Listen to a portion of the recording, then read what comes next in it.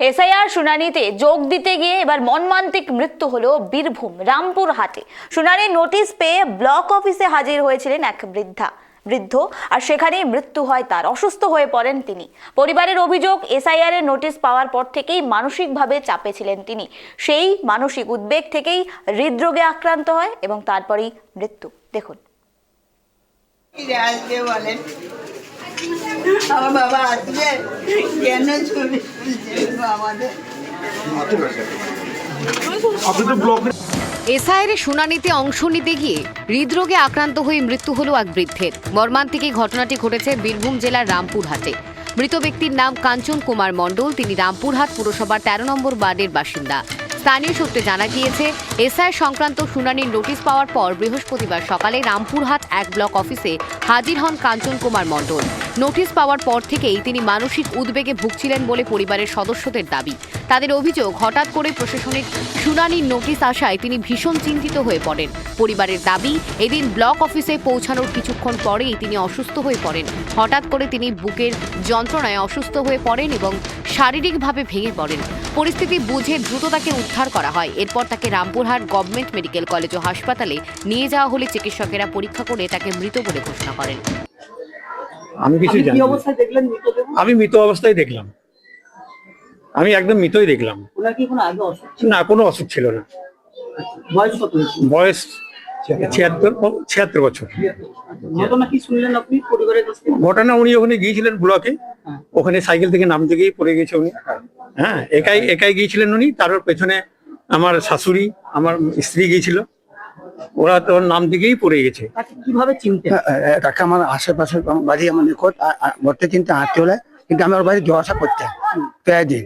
এরকম ঘটনা হয়েছে কি, আর কোনো এসআই জন্য ঘটনাটা ঘটেছে ২০০০ সাল এসআই জন্য হয়েছে। আর ঘটনাটা হয়ে গেছে কি, ও মানে কথা বলতে বয়স্ক মানুষ, ওর যে দুঃখিত জন্য যে কাঞ্চন মাছটা চলে গেল, এটা তো আমাদের খুব। কেন মারা গেল?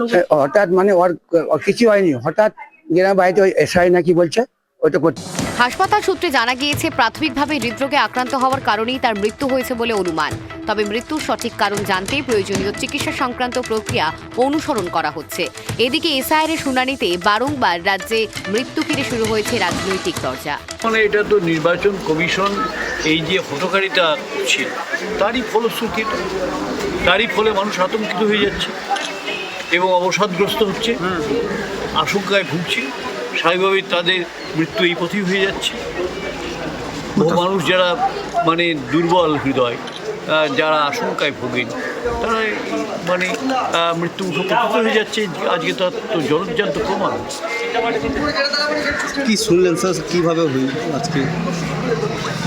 শুনলাম যে তিনি এসেছিলেন, সাইকেল লাগিয়েছেন, তারপরে যে হিয়ারিং, এই হিয়ারিং একটা আতঙ্ক কাজ করছে। তো সাইকেল চালিয়ে ৭৫ বছর বয়স একজন প্রবীণ আমাদের সহনাগরিক, উনি গেছেন, গ্যাস ফর্ম হয়েছে, হার্ট অ্যাটাক হয়েছে এবং বাড়ির লোক স্বাভাবিকভাবেই নিকট আত্মীয় মারা গেলে ওনার মেয়ে আছে। আমি বললাম আপনাদের পরিবারের সঙ্গে আমি আছি, আমাদের জেলা প্রেসিডেন্ট এসছেন, উনি সঙ্গে আছেন।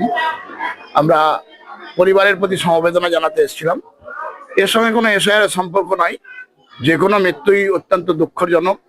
এই ঘটনাকে কেন্দ্র করে এলাকায় গভীর শোকের আবহ তৈরি হয়েছে। স্থানীয় বাসিন্দারা আকস্মিক মৃত্যুকে শোকাহত। একই সঙ্গে প্রশাসনিক শুনানি সংক্রান্ত বিষয়গুলি নিয়ে সাধারণ মানুষের মানসিক চাপের বিষয়টিও নতুন করে আলোচনায় এসেছে। ঘটনাটি নিয়ে প্রশাসনের তরফে এখনো পর্যন্ত কোনো সরকারি বিবৃতি প্রকাশ করা হয়নি। বীরভূম থেকে জয়ন্ত দাসের রিপোর্ট, KTV বাংলা।